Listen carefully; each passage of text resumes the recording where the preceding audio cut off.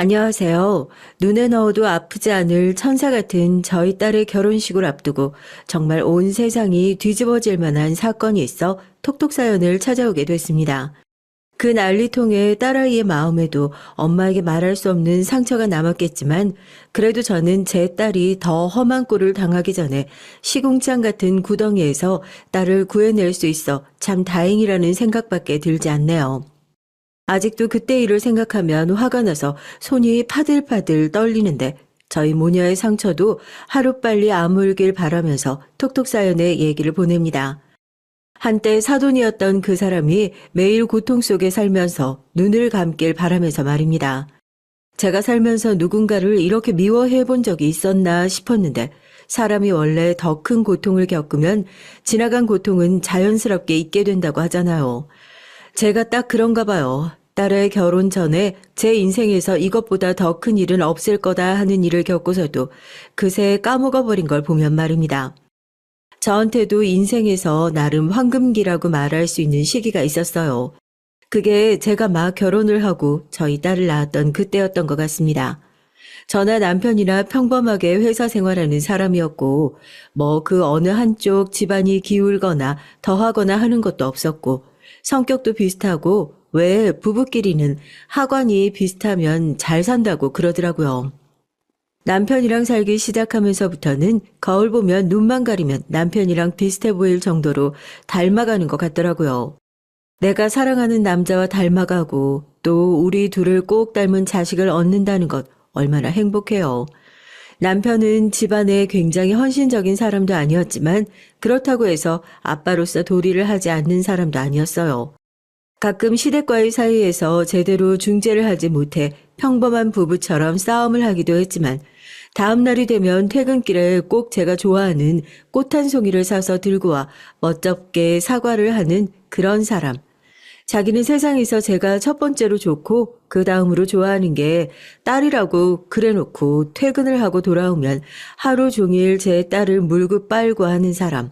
무뚝뚝한 아버지 밑에서 자라 학교를 마치고 집에 돌아오면 하루에 아버지랑 말 한마디를 할까 말까 했던 저는 그런 다정하고 살가운 성격의 남편이 너무 좋았습니다. 내가 인생을 살면서 한때 너무나 사랑했던 것들은 무조건 저에게 상처를 주는 것일까요? 남편이 저랑 살면서 뒤로는 그런 끔찍한 일을 벌이고 있을 줄 몰랐습니다. 누가 그러더군요. 남자는 바람 피우는 남자와 바람 피우고 안 걸리는 남자 이렇게 두 부류밖에 없다고요.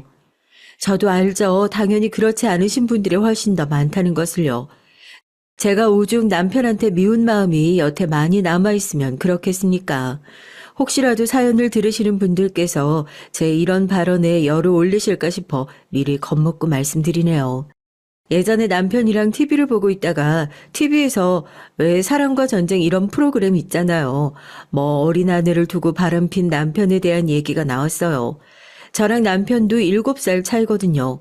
적지 않은 나이 차이에 그때는 아무것도 모르고 TV에 나오는 사연을 보면서 남편의 어깨를 치며 어떻게 저럴 수가 있냐고 당신은 저러면 어떻게 할 거냐고 물어본 적이 있었습니다.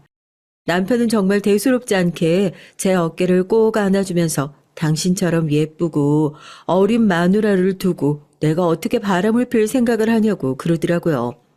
그 주둥이를 믿는 게 아니었는데요. 전 정말 까맣게 몰랐습니다. 저희 딸이 유치원생이었을 때예요. 금요일부터 해서 남편이 2박 3일로 낚시 여행을 갔다 오겠대요. 원래 남편은 결혼 전부터 친구들이랑 낚시 다니는 걸 워낙 좋아했었는데 결혼을 하고 아이가 생긴 후로는 취미 생활을 거의 안 하고 지냈거든요.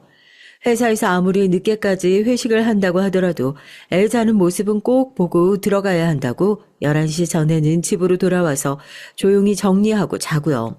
뭐 육아를 잘 도와주진 않더라도 맨날 술 마시고 외박하고 새벽 늦게 들어오는 남편들도 있는데 거기에 비하면 우리 남편은 천사가 따로 없구나 생각했었죠.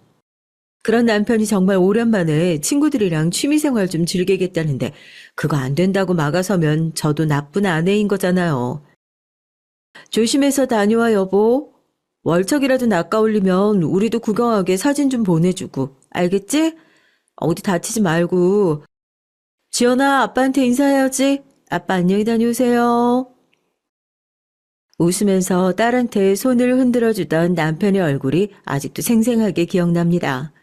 저도 딸애랑 둘이서 2박 3일 동안 오붓한 시간을 보냈고 남편은 여행 가 있는 내내 낚시당 사진도 보내주고 물고기 사진도 보내주고 밥을 먹으러 가면 밥 먹으러 간다. 술 마시러 가면 술 마시러 간다. 거의 보고에 가까운 수준으로 저에게 연락을 해서 저도 여행 보낸 남편이 친구들이랑 혹여 다른 짓을 할까봐 불안한 마음이 전혀 안 들었어요.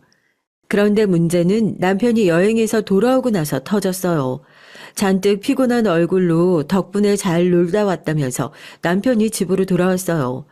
사실 그때부터 의심을 했어야 하는데요.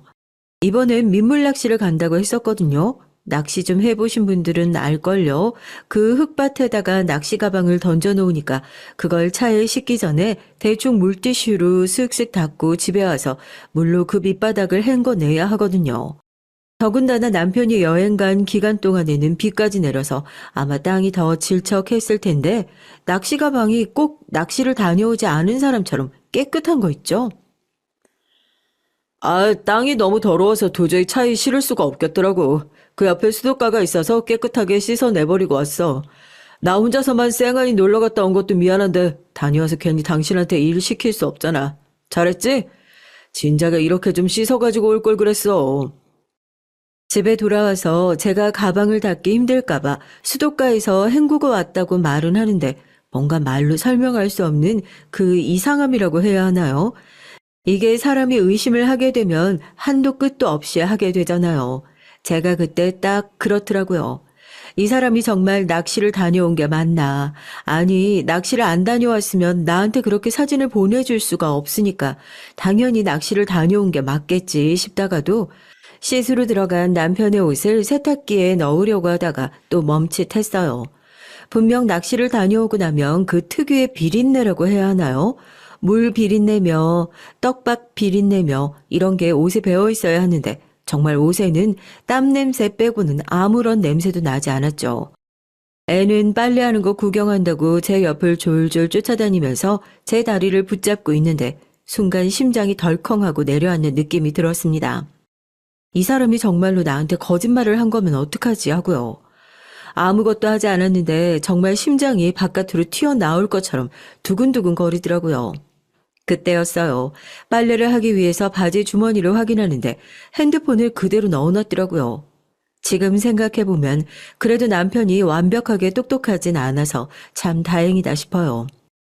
그대로 세탁기에 돌리면 어쩔 뻔했냐고 생각하고 핸드폰을 꺼내 식탁 위에 올려두자마자 짧게 진동이 2번 울리더라고요. 문자 메시지가 왔다는 알림이 핸드폰을 뜨고 다시 한번 심장이 세차게 요동치기 시작했습니다.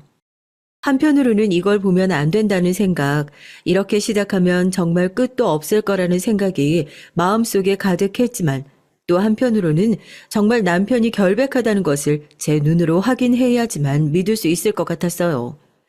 핸드폰을 들어 문자 메시지를 확인하려고 하니까 아니나 다를까 비밀번호로 잠겨 있더라고요. 혹시나 하는 마음에 남편 생일, 저희 결혼 기념일을 순서대로 눌러봤지만 비밀번호가 틀렸다는 안내 메시지만 떴습니다.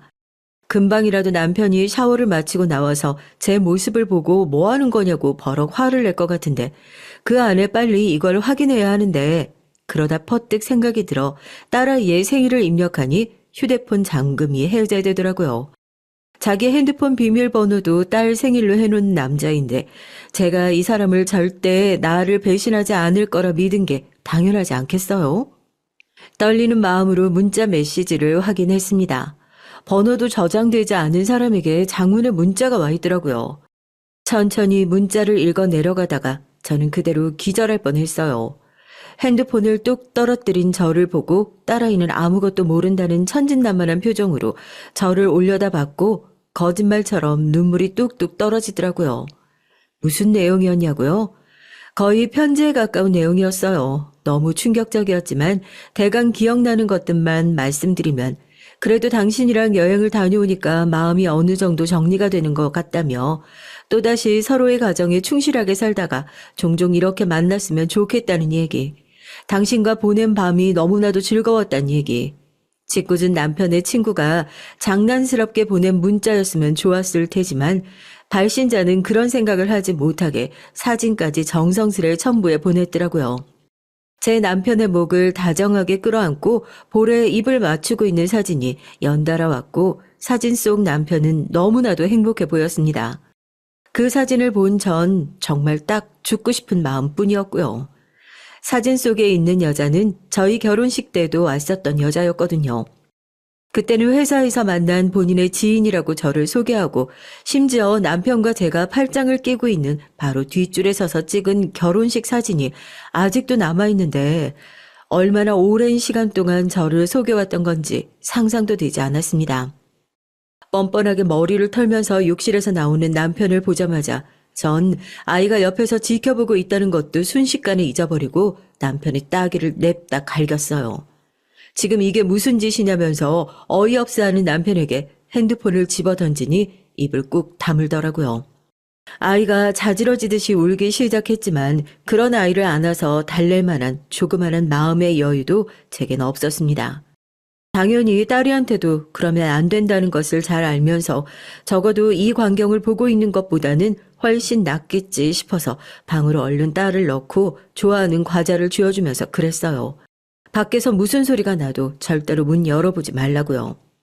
여기서 얌전히 기다리면 너 좋아하는 과자 하나 더 주겠다고요. 눈물을 대롱대롱 매단 딸이 고개를 끄덕였고 제가 다시 방 밖으로 나왔습니다. 남편이란 놈이 제 앞에 무릎을 꿇고 앉아 있더라고요. 자기 핸드폰에 와 있는 문자 내용을 보니까 더 이상 거짓말을 지어내고 변명을 하는 것이 얼마나 쓸모없는 일인지 깨달았나 봐요. 이 여자 대체 누구니? 네가 그러고도 사람이야? 그 더러운 손으로 매일같이 내 애를 만지면서 미안하지도 않았니? 주둥이가 달려있으면 대답을 해봐. 대답해, 당장! 남편은 자기가 정말 잘못했다, 실수라고도 말을 못하겠다. 그치만 정말 정리하려고 했었다고 변명을 하더라고요. 저와 결혼하기 전에 남편한테 꽤 오래 만났던 여자친구가 있다는 건 알고 있었는데 이 여자가 바로 그 여자랍니다. 심지어 바람을 펴서 헤어졌고 지금도 가정이 있는 여자라고 하더군요. 자기랑 헤어질 때 지금 남편이랑 바람이 나서 애가 생겨 헤어지게 됐고 그렇게 각자 가정을 만나 잘 살고 있었는데 갑자기 남편이랑 이혼을 했다면서 먼저 연락이 왔답니다. 그러면 안 되는 걸 잘 알고 있는데 순간 마음이 동해 몇 번 얼굴만 봤었다고 그래요. 자기는 누구보다 딸을 사랑하고 가정을 지키고 싶었다고요. 그렇게 마음을 접으려고 지들 딴에 이별 여행을 다녀오겠다고 했던 게 이번 일이랍니다. 무릎을 꿇고 펑펑 울면서 얘기를 하는데 한마디 한마디가 어찌나 어이없던지요.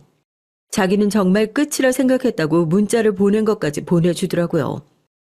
이런 게 정말 변명이 될 거라고 생각하는 이 사람이 너무 우습고 꼴사나웠어요.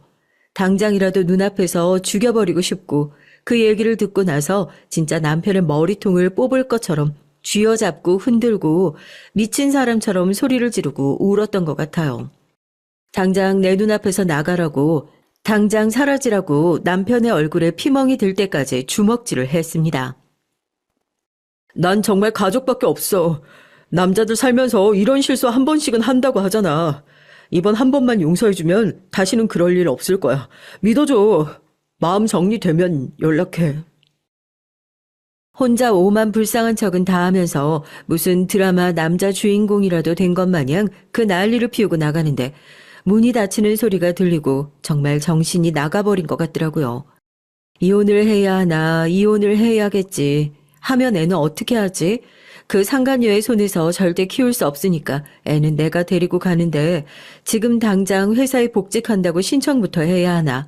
그동안 남편 벌이가 높아 어느 정도 여유를 가지고 살았는데 위자료는 얼마나 받을 수 있지? 생각이 꼬리에 꼬리를 물고 머리가 터져버릴 것 같더라고요. 결과적으로 말씀드리자면 저 그때 이혼하지 못했어요. 당연히 속 터지고 욕 먹을 만한 일인 거 알죠. 그런 놈을 뭐하러 용서하고 다시 받아주냐고요? 저도 지금에서야 당연히 잘못된 일이라고 생각하지만 그때는 뭐가 그렇게 무서웠는지 모르겠어요. 제 품 안에 안겨서 엉엉 울고 있는 애는 내년이면 초등학교에 들어가고 회사는 복직할 수 있을지 없을지 모르는 상태에서 결혼 생활 이후 남편에게 너무 의지하며 살아왔던 제가 홀로서기를 잘 해낼 수 있을지 겁이 나더군요. 이혼녀라는 타이틀은 또 어떻게 감당을 할 것이고요. 맞아요. 제가 비겁했습니다. 나이 먹고도 몸만 크고 머리는 자라지 못한 어린애나 다를 바가 없었던 거죠. 혼자서 아이를 데리고 자립할 경제적 정신적 여건도 갖추지 못했던 저는 그렇게 비겁하게 남편을 다시 받아주게 됐던 겁니다. 그렇게 이어진 결혼 생활이 뭐 얼마나 행복할 수 있었겠어요. 사는 게 매일같이 지옥이었죠. 집으로 다시 돌아온 남편은 뭐 반성하는 모습이라도 보여주고 싶은지 이전보다 더 저와 딸에게 잘했습니다. 11시까지 이어지던 술자리도 더 이상은 없어요. 자기 말로는 괜히 저에게 오해 사는 게 싫다면서 술도 다 끊겠다고요. 차라리 그 시간에 지원이랑 1시간이라도 더 놀아주겠다며 세상 다정한 아빠 흉내를 냈습니다. 모르죠. 딸에 대한 사랑만큼은 진심이었을 수도요. 그런데 한번 배신감을 느낀 마음이 어떻게 예전과 같을 수 있었겠어요. 전 집에서 남편 얼굴을 볼 때마다 그때 그 사진 속에서 행복하게 웃고 있던 남편의 얼굴, 글자 하나하나에서 사랑이 넘쳐 흐르던 문자 내용이 떠올라 미칠 것만 같았어요. 아이에게 반쪽짜리 부모가 되어주고 싶지 않다는 생각에 억지로 받아들였던 남편이지만 마음은 받아들이지 못했던 거죠. 자다가 갑자기 일어나서 큰 소리로 소리를 지르고 가슴을 치고 자고 있는 남편의 따귀를 내려치고 이혼을 하기 몇 달 전까지는 정말 그렇게 심각한 상태였습니다. 그 소리에 놀란 딸이 울면서 저희 방문을 두드리면 그제서야 정신 차리고 숨을 고르고 나가서 딸을 안아줬고요. 거의 학대나 마찬가지였죠. 애를 그런 상황에 놓이게 한다는 것 자체가 제정신인 엄마가 아닌데 실제로 그때 당시에 저는 제정신이 아니었다 그렇게 생각이 들어요. 너무 억울했어요. 바람을 핀 건 이 사람이고 아량인지 비겁인지는 몰라도 남편을 받아준 건 전데 왜 저 사람은 항상 멀쩡해 보이고 나만 이렇게 속이 썩어 들어가는 기분일까. 사실 저 사람이 저렇게 뻔뻔하게 웃으면서 자기 딸이랑 놀아주고 있는 건 언제든지 나한테서 딸을 빼앗아 갈 수 있다는 자신감 때문 아닐까? 저희는 보이지 않지만 속으로 엄청난 계산기 하나를 두드리면서 살고 있는 사람들 같았어요. 이왕 사연이니 한번 솔직하게 말씀드려 볼까요? 사실 그땐 제가 이혼을 해주면 저 인간이 애도 없이 바로 그 여자한테 달려가서 행복하게 사는 모습을 봐야 한다는 것도 너무 꼴보기 싫었습니다. 난 앞으로 이혼녀 타이틀을 달고 불행한 인생을 살아가야 하는데 저 인간은 내가 이혼을 해주는 순간부터 행복한 지 인생을 살겠지. 내가 절대 그 꼴은 못 본다라는 생각으로 이혼을 더 안 하고 쥐고 있었던 것도 있었어요. 그런데 제 그런 미련한 고집은 오래가지 않았습니다. 남편과 더 이상 살아갈 수 없다는 것을 누구보다 잘 알고 있었으니까요. 그 당시 저는 예민증 때문에 밥도 제대로 삼키지 못하고 남편이 그 사고를 치고 난 이후 몇 년 동안 13kg가 빠졌어요. 인상은 하루가 다르게 더 예민해져 갔고 얼굴은 무슨 해골 마냥 쏙 파여 있어서는 누가 봐도 정상이 아닌 상태였죠. 제가 그런 상황인데 자식은 얼마나 잘 돌볼 수 있었겠습니까? 요즘에 뭐 육아 박사가 나와가지고 문제 행동을 하는 애들을 상담해주는 TV 프로그램 있잖아요. 거기 보면 애들 거의 잘못이 없다고 문제 행동은 결국 부모가 다 유발하는 거라고 하는데 저 정말 그 말에 너무 공감이 되더라고요. 정상적이지 못한 부모 밑에서 어떻게 정상적으로 아이가 자랄 수 있었겠습니까? 저희 딸에는 학교에서 몇 번이나 전화가 왔었어요. 애가 웃으면 안 되는 진지한 상황에서도 자꾸 웃음을 참지 못해서 걱정이라고요. 특히 심각하게 혼나는 상황에서 입을 가리고 혼자 웃고 있다가 다른 선생님들한테 혼나기도 하고 애들 사이에서도 쟤는 어디 좀 이상한 애라고 그렇게 손가락질을 받는답니다. 집에서 항상 애한테 무슨 얘기를 할 때마다 좋다고 웃고 항상 웃음이 끊이지 않는 아이라고만 생각했지 그게 비정상일 거라고 생각도 하지 못했던 제가 더 이상 손 쓸 수 없는 문제 상황을 만들어낸 거였어요. 아이를 데리고 그날로 상담을 받으러 갔고 큰 충격 때문에 트라우마가 생겨서 심리적으로 굉장히 불안정한 상태이다. 이 나이대에서 나와서는 안 되는 문제 행동이 자꾸 보인다는 얘기에 정말 거짓말처럼 정신이 차려졌어요. 내가 지금 뭘 하고 있는 거지 하고요. 그날로 집으로 돌아가 남편에게 아주 늦은 이혼 통보를 하게 됐습니다. 이제 저도 제 딸을 지켜야 할 것 같다고요. 당신이 그 여자랑 나가서 살든 뭘 하든 절대로 신경 쓰지 않을 테니까 제발 우리 가족을 좀 놓아달라고 울면서 빌었어요.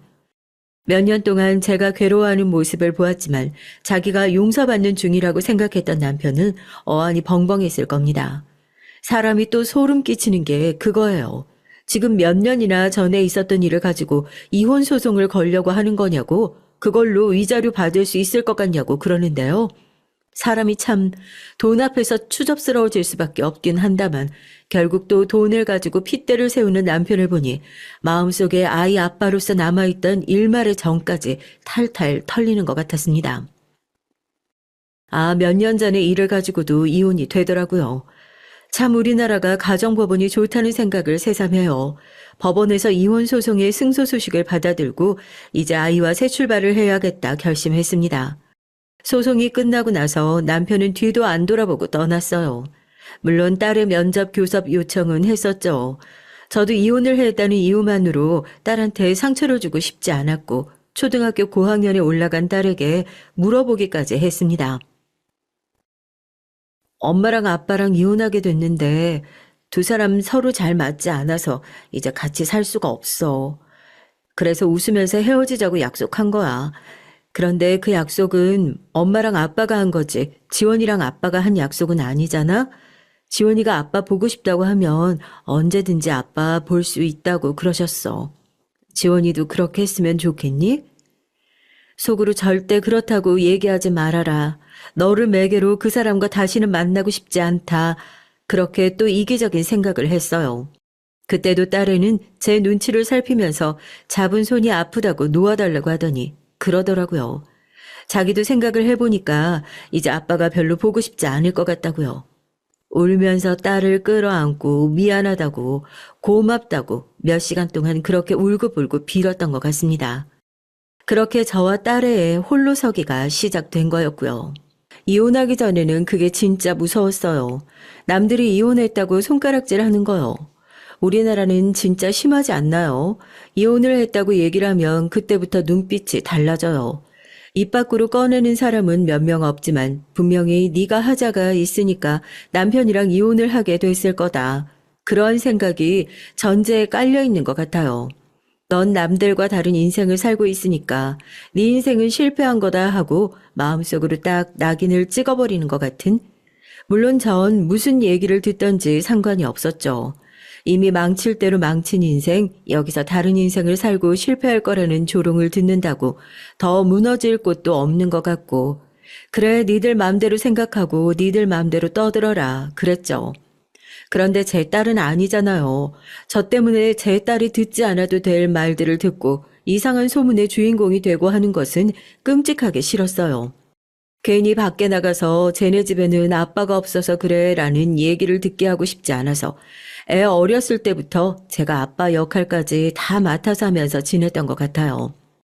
직장도 다시 복직했고 제가 퇴근하고 나면 애가 집에 혼자 있어야 하니까 거의 밤 늦게까지 학원으로 보내기도 했고요.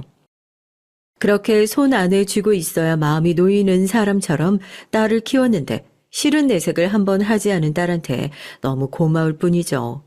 그렇게 10년을 넘게 딸 하나만 바라보고 살아왔습니다. 누가 저한테 그렇게 살아라 강요한 것도 아니었지만 모자람 없이 딸을 키우고 싶은 마음은 어느 엄마나 다 똑같은 거 아니겠어요? 병원도 꾸준히 다녔어요. 심각한 상황에서 웃음 먼저 터져버리는 딸의 트라우마도 조금씩 나아졌고요.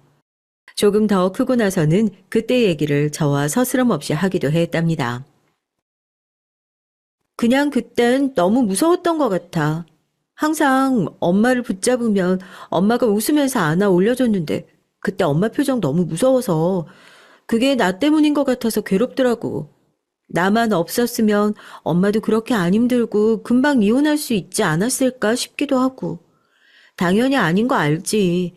나도 이제 그런 생각 안 해, 엄마. 나도 건강해졌어. 사춘기 때부터 종종 그런 얘기를 하긴 했어요. 딸은 저한테 너무 미안하다는 거예요. 대체 얼마나 오래되고 말도 안 되는 죄책감인지 몰라도 자기가 아니었으면 엄마가 당연히 이혼을 해야 하는 상황에서 억지로 참으면서 버틸 일은 없지 않았을까 싶다고요. 그 얘기를 처음 들었을 때 얼마나 놀라고 미안했는지 몰라요. 옛날 얘기를 하면서 또 힘없이 웃으면서 눈물을 펑펑 쏟는 딸을 보는데 그때 제가 무슨 잘못을 저질렀는지 퍼뜩 놀랐죠. 이렇게 얘기를 한다고 불안한 마음이 해소가 될까 싶긴 했지만 몇 번이고 다시 얘기를 해주었고요. 절대 아니라고요. 네가 있어서 엄마가 그래도 여기까지 버티고 살았던 것 같다고요. 너 아니었으면 엄마도 그때 못 견디고 없어졌을지 모른다고요. 전 그 얘기가 딸한테 또 다른 부담이 될 거라고는 생각하지 못했었네요. 결국 상황이 여기까지 오게 된 건 모두 제 탓인 것 같아 괴롭기도 했습니다. 제가 열심히 산 보람도 분명 있을 것 같아요. 어쨌든 남들한테 아빠 없는 애 아니냐는 소리 한 번을 안 듣게끔 딸을 훌륭하게 키워냈으니까요. 뭐 명문대까진 아니지만 그래도 인서울 대학 중에서는 10위권 안에 손꼽히는 대학에 들어가기도 했고 중간에 휴학 한 번을 안 하고 고속도로로 졸업을 하고 뭐 구직난이 어쨌네 저쨌네 할 때도 취업 준비한다고 한 번 손을 벌려본 적이 없이 금세 취업을 하더라고요. 딸애가 그렇게 철석같이 합격을 해서 그런지 제가 오죽하면 청년들 취업난이 심각하다는 뉴스를 보고 깜짝 놀랐다니까요. 이렇게 어려운 상황에서도 우리 딸은 힘들다는 소리 한 번을 안 하고 참았구나 하고요. 회사를 들어가니까 또 기분이 묘하더라고요. 이제는 엄마랑 어깨를 나란히 하는 엄연한 사회인이 된 느낌? 늦게까지 야근을 하고 돌아와서 얼굴에 피곤함이 가득한데도 남아있는 집안일을 도와주고 눈 깜빡하고 일어나면 또 새벽에 일어나서 준비를 하고 출근을 해야 하는 딸의 모습이 너무 안쓰럽게 느껴졌습니다. 차라리 집이라도 좀 가까우면 저렇게 지쳐서 통근을 하는 시간이 좀 덜하지 않을까 싶더라고요. 사실 한 번도 딸을 독립시켜 본 적이 없어서 제 나름대로 쉬운 결정은 아니었지만 딸의 독립을 허락하면서 오피스텔을 하나 사줬습니다. 마음에서 독립을 시키고 나니까 딸은 정말 쏜살같이 커버리는 느낌이었어요. 다른 애들은 뭐 연애를 한다, 남자친구랑 여행을 간다, 이런 얘기를 할 때 넌 연애 안 하냐고 물어보면 괜시리 제 앞에서 말을 피하는 느낌이라고 해야 하나요? 워낙 수줍음이 많고 연애랑은 담 싸놓고 사는 줄 알았거든요. 저희 집에 있을 때까지만 하더라도 통근하면 거의 3시간이 훌쩍 지나가 버리는데 뭐 남자친구를 사귀더라도 데이트할 시간이나 제대로 있었겠어요. 하루는 반찬을 가져가려고 딸한테 연락을 해서 지난번에 준 빈 반찬통을 뚫레뚫레 들고 들어온 딸이 뭔가 말을 할까 말까 계속 망설이는 눈치더라고요. 엄마한테 할 말이 있냐니까 대뜸 저한테 그래요. 엄마, 나 좋은 사람 만나면 결혼해도 괜찮을까? 정말 좋은 사람이거든. 혹시나 오해하실까봐 싶어 덧붙이자면 전 한 번도 이혼하고 나서 딸한테 결혼을 하지 말라 얘기한 적이 없어요. 제 이혼이야 제가 잘못 산 것에 대한 대가일 뿐이고 제 실패가 딸한테도 이어질 리가 없는데 설마 그렇게 잡들이를 했겠어요. 당연히 저도 다른 엄마들과 마찬가지로 우리 딸이 본인은 사랑해주는 좋은 집안에 가서 호강하고 사랑받으면서 그렇게 살길 엄마가 다 받지 못한 사랑 딸만큼은 넘치게 받으면서 살길 누구보다 바랐는걸요. 그런데 딸이 갑자기 대뜸 그런 소리를 꺼내니까 제가 얼마나 놀랐겠어요. 자꾸 제 자신을 뒤돌아보게 되더라고요. 내가 혹시라도 애 앞에서 넌 결혼 같은 거 하지 말라고 한탄을 했었나? 아니면 애도 결혼을 했다가 엄마처럼 실패할까봐 지레 겁을 먹고 얘기를 하는 걸까 하고요. 제가 웃으면서 딸을 조용히 앉히고 말없이 안아줬습니다. 결혼을 해도 괜찮을까 그걸 엄마한테 물어봐서 뭐하게. 네가 데리고 살 사람인데 네가 괜찮으면 엄마는 저기 어디 서울역에서 구걸하는 사람 데려와서 결혼한다고 해도 좋아. 너 사랑해주는 사람인데 엄마가 왜 결혼을 하지 말라고 하겠어. 어떻게 만난 좋은 사람이라도 생긴 거야? 그래도 엄마한테 이렇게 빨리 얘기해줘서 고맙네 난. 그제서야 딸이 조심스럽게 게 털어놓더라고요. 회사에서 일을 하다 만난 사람인데 거기는 아버지가 일찍 돌아가셔서 우리처럼 홀어머니 모시고 사는 집이라고 하더라고요. 솔직히 저도 이혼해서 혼자 사는 마당에 홀어머니 싫다는 소리는 차마 못하지만 그래도 딸 시집 보내는 엄마 입장에서는 그럴 수도 있잖아요. 그러면 우리 딸이 시집가서 나중에 저 시어머니 병수발 들어주면서 살 수도 있겠구나 하고 걱정이 되더라고요.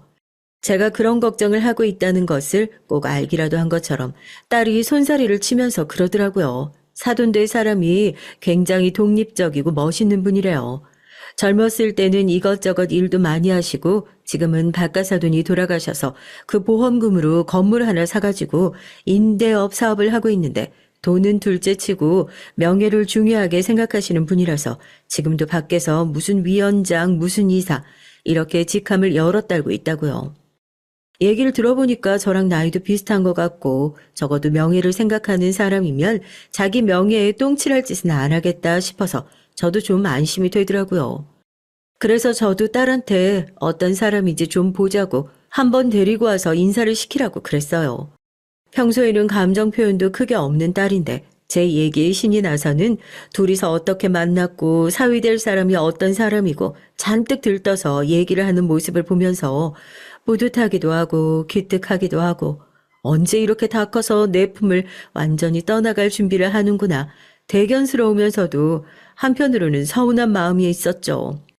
같은 회사 직장 상사라고 하는 사위도 괜찮았어요.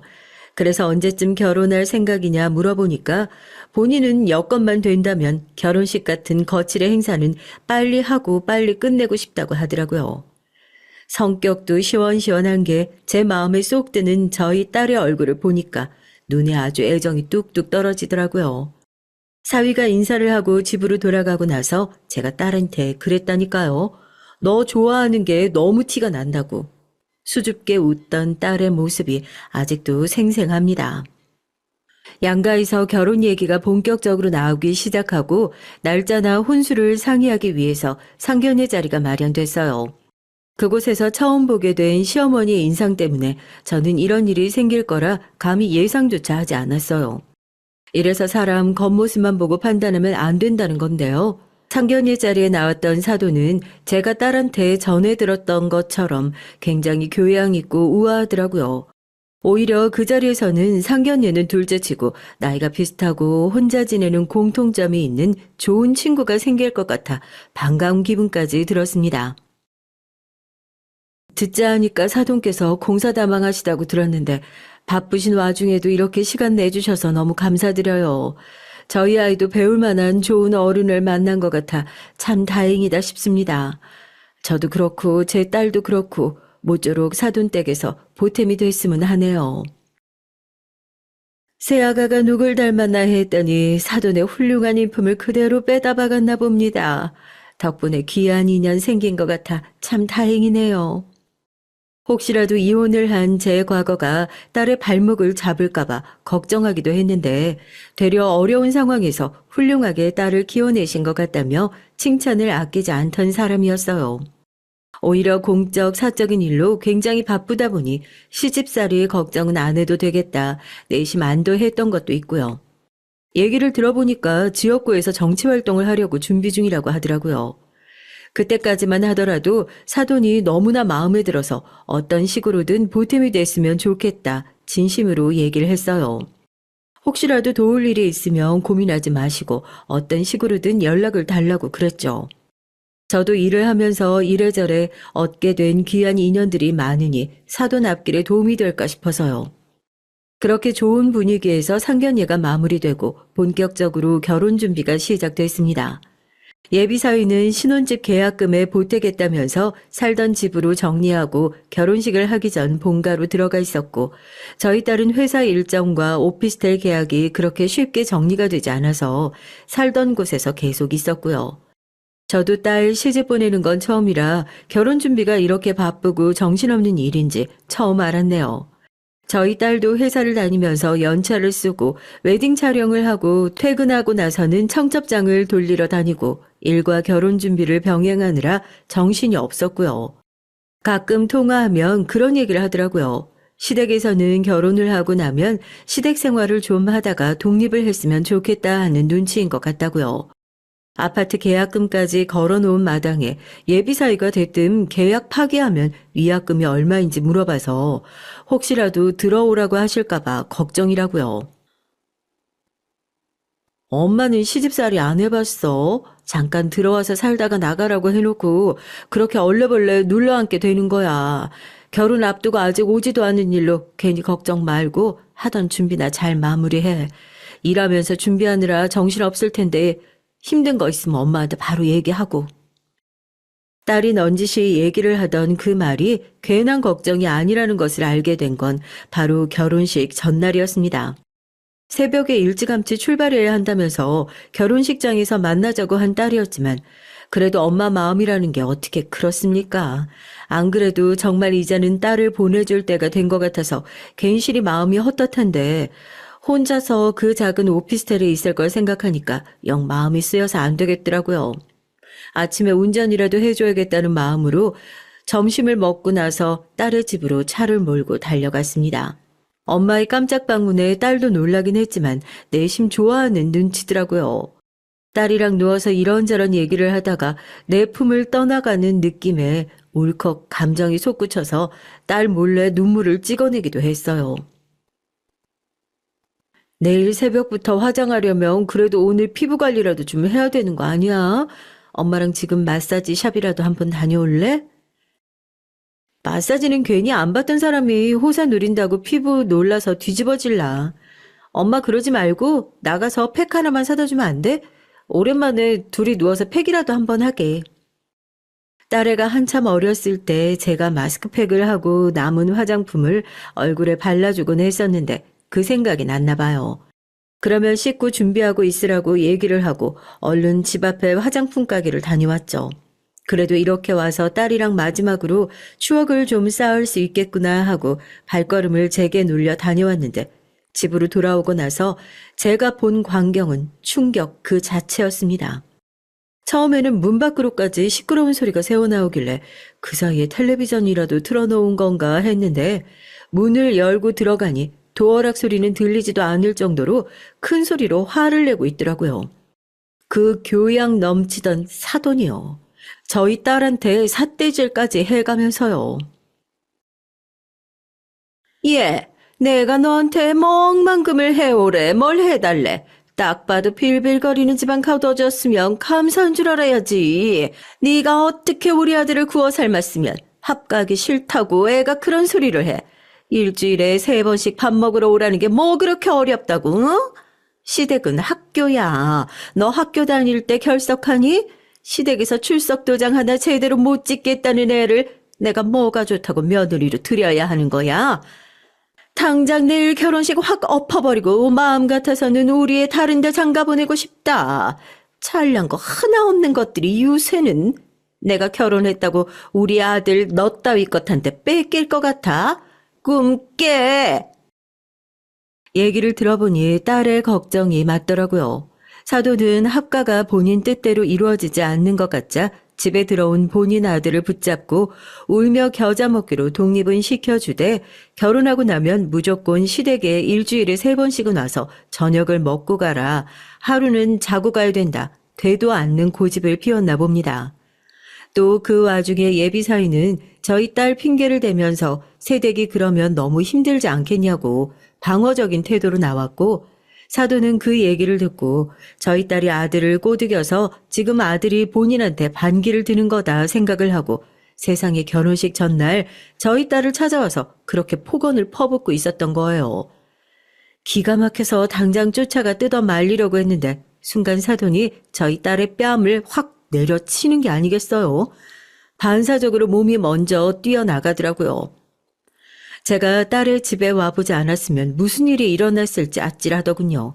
당장이라도 사돈의 뺨을 올려붙이려고 했지만 딸애가 저를 붙잡고 그럽니다. 내일이 결혼이라고요. 한 번만 참으라고요. 자기가 잘못한 거 맞다고요. 세상에 제 딸이 잘못한 게 어딨어요. 눈물을 뚝뚝 흘리면서 제 손을 붙잡고 있는 딸의 손이 덜덜 떨리는 게 느껴졌어요. 기가 막히더라고요. 사돈도 그제서야 본인이 무슨 짓을 했는지 깨달은 사람처럼 저한테 결혼 앞두고 서로 오해 만들지 말자면서 제 등에 뒤에 숨은 딸을 끄집어내서 미안하다고, 본인이 순간 화가 나서 그랬다고 그제서야 사과를 하더라고요. 속이 부글부글 끓었죠. 당연히 이 결혼은 이제 내가 나서서 말려야겠다, 그렇게 생각했습니다. 자기가 뭘 잘못했는지도 모르고 앵무새처럼 미안하다는 소리만 반복하는 사돈에게 그랬어요. 오늘 일은 나중이라도 큰 대가를 치르게 될 거라고요. 그렇게 딸애를 데리고 그 집에서 나와버렸습니다. 사과를 한다고 그런 일을 겪고도 그냥 넘어가는 제가 이상해 보이시죠? 안사돈도 아마 그랬을 거예요. 더 난리를 피울 줄 알았는데 생각보다 조용하게 넘어가는 걸 보니까 문제 삼지 않으려나 보다. 아니요, 전 더 크게 문제 삼을 생각으로 그 집에서 나왔습니다.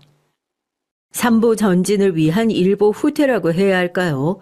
우선 일주일 후에 결혼식장에 올라가야 할 딸 얼굴에 생착이라도 났을까봐 바로 병원에 데리고 가서 진단부터 받았어요. 그리고 집으로 돌아와서 딸이랑 몇 시간 동안 얘기를 했던 것 같아요. 왜 엄마한테 이런 사정을 말하지 않았냐, 엄마가 그렇게 못 믿었냐, 밤새 얘기를 하면서 딸이랑 저랑 부둥켜 안고 울고불고 했던 것 같습니다. 결혼식 하루 앞두고 이게 무슨 일이냐고 늦은 밤이 되니 사돈에게 얘기를 들었는지 사위도 찾아와서 무릎을 꿇고 빌더군요. 한 번만 용서해달라고요. 차마 용서하겠다는 얘기가 입에서 떨어지지 않더랍니다. 딸도 혼자서 시간을 좀 보내고 싶다고 해서 도로 혼자 놔두고 전 집으로 돌아왔어요. 결혼식까지 이제 하루도 채 안 남은 시간 피가 쩍쩍 마르더라고요. 이게 정말 옳은 행동일까 고민도 많이 됐고요. 하지만 제 딸이 자기 스스로 불구덩이에 들어가는 게 보이는데 엄마로서 그 등을 떠밀 수가 없었어요. 제 팔이 타서 떨어지는 한이 있더라도 딸을 끄집어내서 구해줘야죠. 그렇게 저는 복수의 칼날을 갈기 시작했습니다. 밤새 지인들에게 전화를 하느라 잠 한숨을 자질 못했어요. 그렇게 대망의 결혼식 날 아침이 밝아왔습니다. 새벽에 사위에게 연락을 했고요. 신부 화장이 끝나고 나면 딸애는 제가 데리고 갈 테니까 먼저 사돈 모시고 결혼식장에 가 있으라고요. 아무것도 모르는 사위는 알았다고 하고 결혼식이 1시간 정도 남았을 때 저도 정장을 차려입고 결혼식장으로 향했습니다. 당연히 혼주니까 한복을 입어야 하는 거 아니냐고요? 맞죠. 혼주면 한복을 입어야죠. 결혼식장으로 가는 그 순간 더 이상 저는 혼주가 아니었으니까요. 결혼식장에 도착하니 이미 식장은 난리가 나 있더라고요. 예식홀 안에서 전화를 해보고 짜증을 내면서 핸드폰을 집어던지던 사돈이 저를 보자마자 단박에 뛰어오더라고요. 아니 사돈, 이 차림은 도대체 뭐예요? 아침에 같이 메이크업 받고 오시는 거 아니었어요? 신부는 또 어딨고요?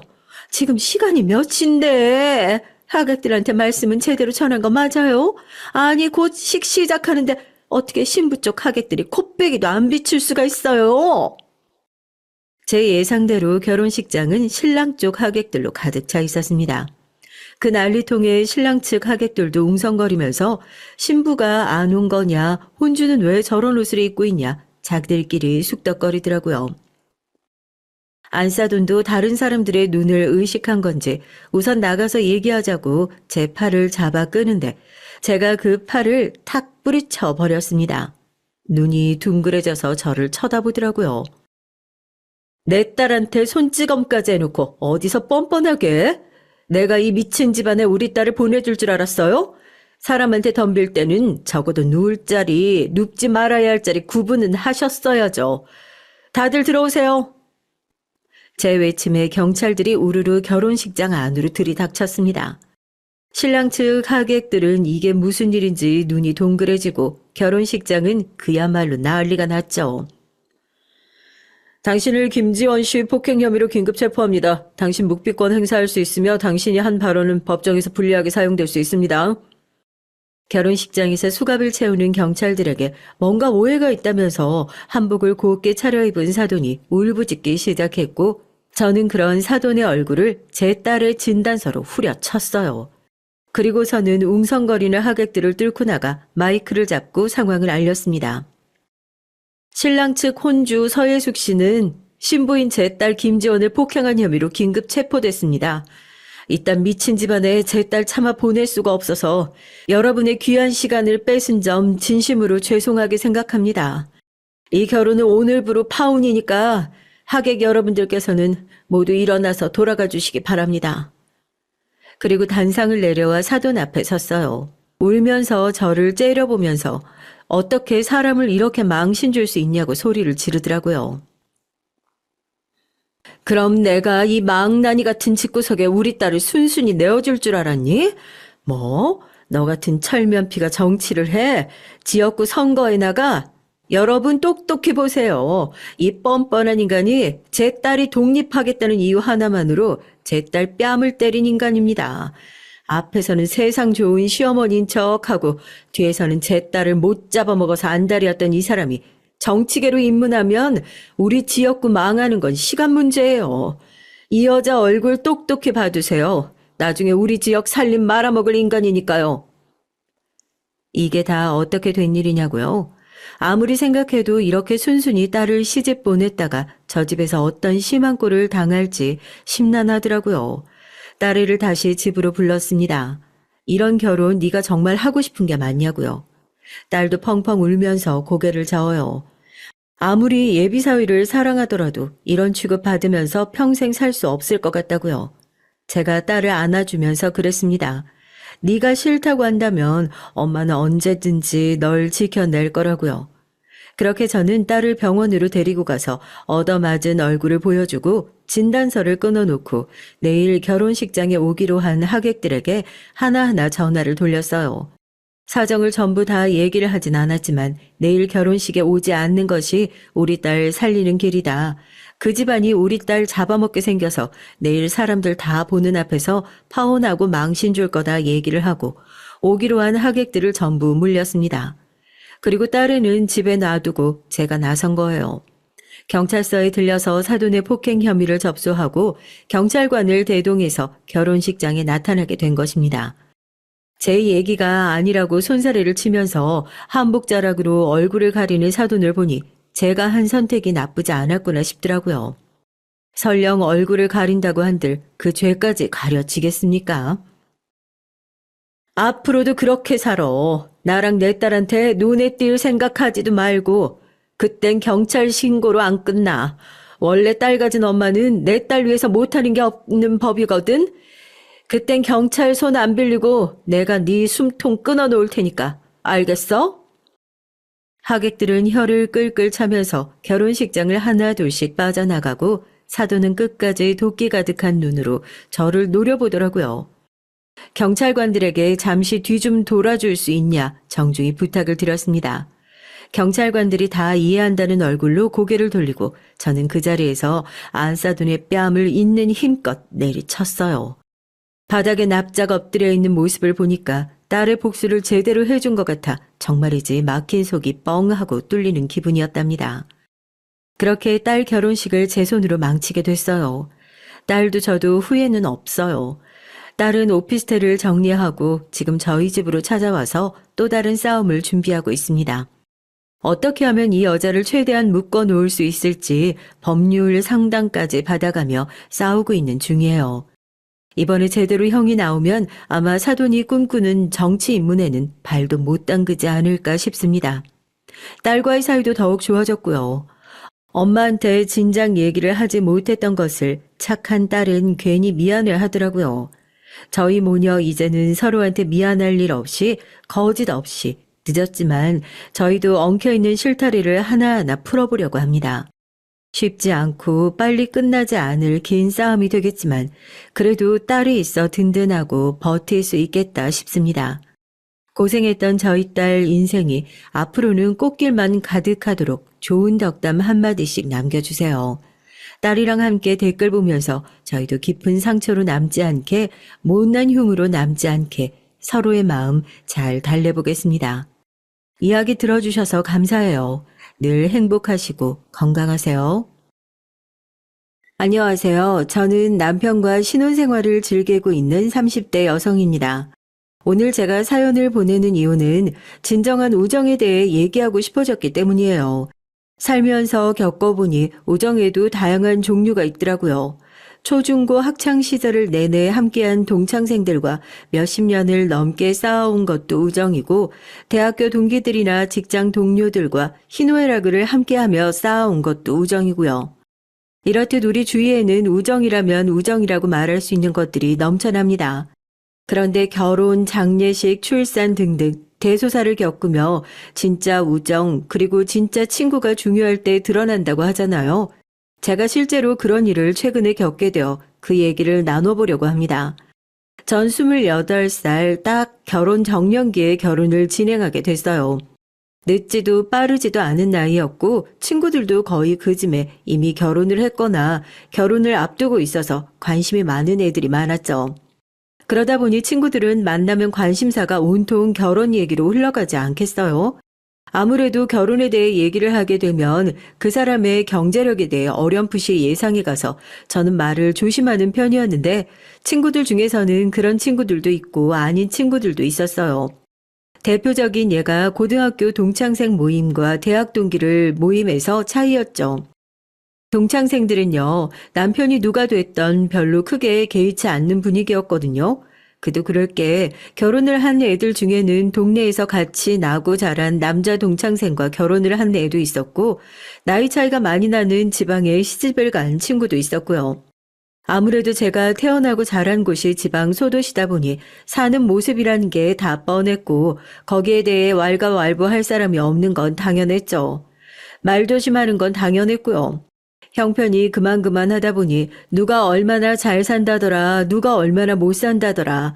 주제가 되기보다는 그저 학생 시절 때 즐거웠던 추억 얘기, 그런 친구가 지금은 어디서 뭐라고 산다더라 하는 근황 소식을 전하는 게 주된 화제거리였습니다.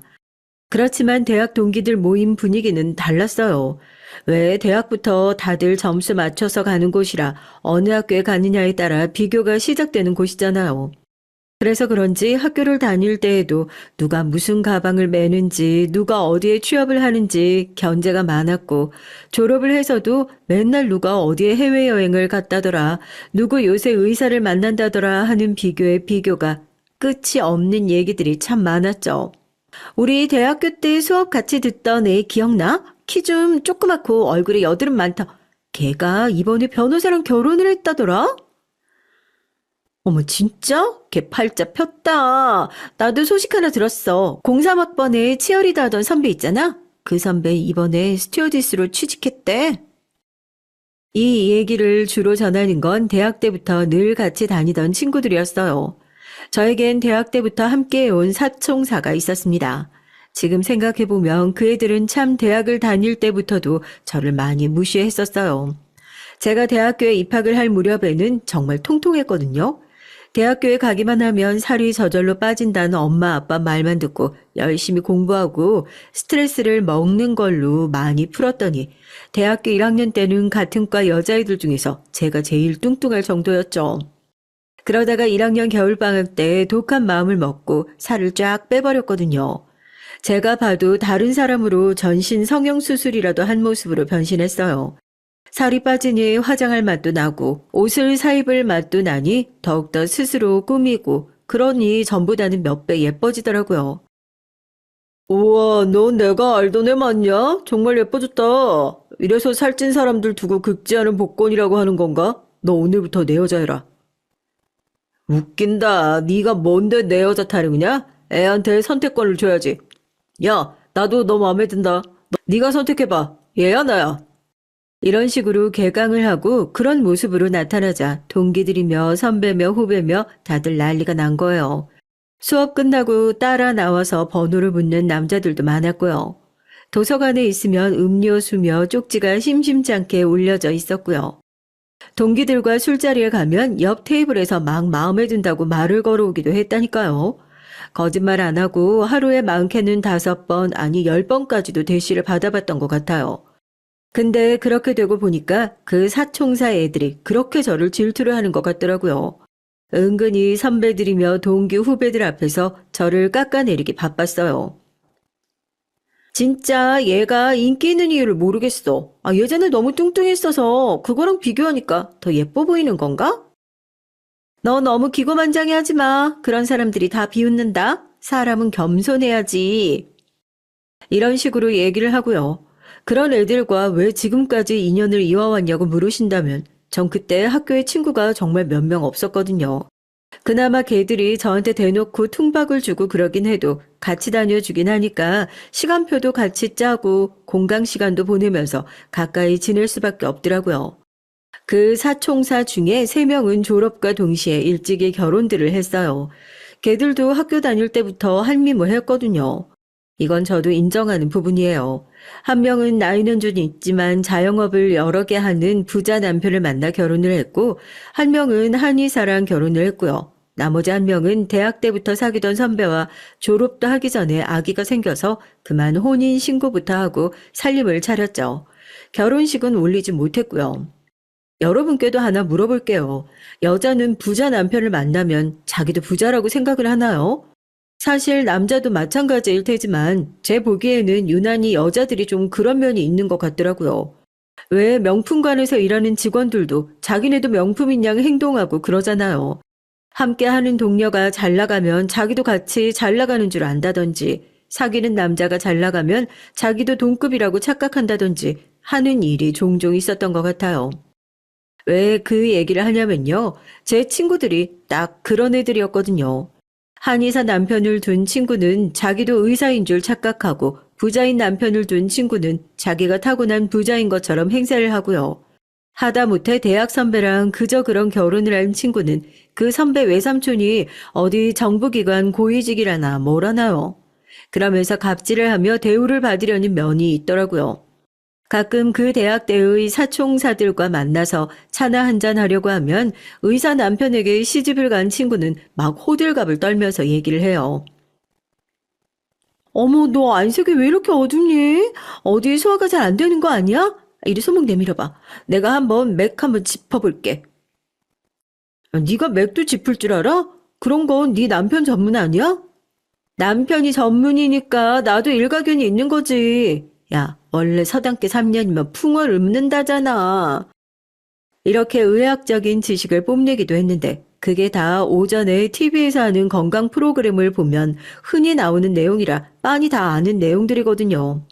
원래부터가 그런 성향이 좀 있는 건 알았지만 결혼들을 하면서부터 그게 좀 지나치다고 생각돼서 이제는 걔네들과 거리를 두어야겠다 생각을 했는데 제가 남편과 본격적인 결혼 준비에 들어가면서 이 친구들이 하는 참견이 선을 넘을 때가 많아서 손절까지 고려해야 하는 상황이 되기 시작했어요. 다들 그렇겠지만 결혼 준비가 처음이니 얼마나 모르고 궁금한 게 많아요. 우리나라 결혼식이 준비를 할 게 워낙 많기도 많잖아요. 그래서 이미 결혼을 한 친구들에게 이것저것 물을 때가 많았는데요. 고등학교 동창 모임에서 물으면 친구들은 이렇게 말했어요. 이번에 신혼집 구해야 되는데 걱정이다. 요새 집값이 너무 비싸잖아. 정부에서 지원해주는 신혼부부 대출 알아봤어? 그거 금리가 싸던데. 어지간하면 그걸로 대출 받아서 전셋집으로 구해. 아, 나 처음에 아무것도 모르고 월세로 구했는데 나중에 계산해보니까 다달이 나간 월세가 어찌나 아깝던지. 맞아. 그리고 전세하더라도 빌라 전세는 조심해야 돼. 빌라 깡통 빌라도 많아서 보증금 떼이기 쉽다더라고. 아, 그래도 네가 서울로 대학까지 가서 자취하면서 우리보다는 더 베테랑일 텐데 우리가 너무 아는 척했나? 아이, 신혼집 구하면 꼭 알려줘. 집들이 초대하면 선물 사서 놀러 갈게. 고등학교 동창들은 현실적인 조언들을 해주고 진심 어린 걱정과 따뜻한 말들을 해주는 반면 대학교 동기들은 아주 다른 얘기를 했어요. 야, 집은 무조건 남자가 해오는 거 아니야? 그리고 최소 30평대 브랜드 아파트 정도에서는 시작해야지. 그래야 혼수를 채워도 채울 맛이 나지, 안 그래? 그래, 결혼할 땐 무조건 시댁에서 받을 거 많이 받아내고 너희 친정 부모님한테도 섭섭치 않게 해달라고 해. 처음부터 그렇게 받아야 나중에도 지원 팍팍 해주시지. 안 그럼 나중에 국물도 없다. 아주 욕심들이 그득그득해서 어떻게든 남편, 시댁, 그리고 친정에게 돈을 빼먹을 수 있는지 그 알뜰한 요령들을 설명을 잔뜩 해주더라고요.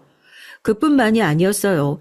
결혼식 스냅 사진은 야외에서 하는지 실내에서 하는지 해외에 나가서 찍는 건 없는지 신혼 가구는 어느 브랜드에서 하는지 예물은 얼마나 하는지 명품백은 어디 걸 받았는지 신혼여행은 어디로 가는지 등등 궁금한 것도 많고 참견하고 싶은 것도 많아 있는데 그게 다 웬 줄 아세요?